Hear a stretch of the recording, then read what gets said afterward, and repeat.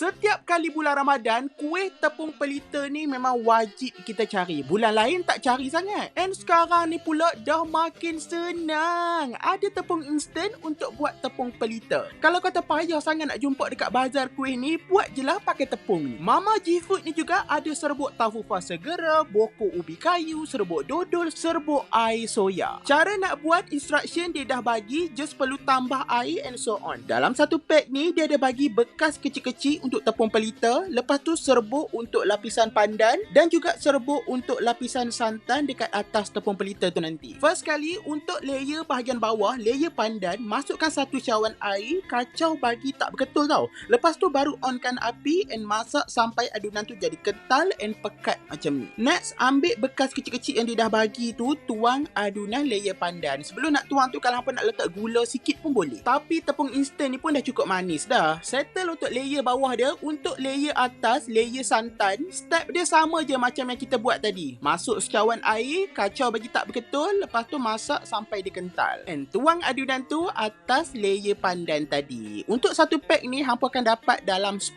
bekas kecil macam ni lah. Okey lah, nak makan sendiri kan? Mana yang bazar dekat area rumah dia susah nak cari kuih tepung pelita ni, boleh guna tepung instan ni. Sedap tau. Aku ada letak dekat beg kuning.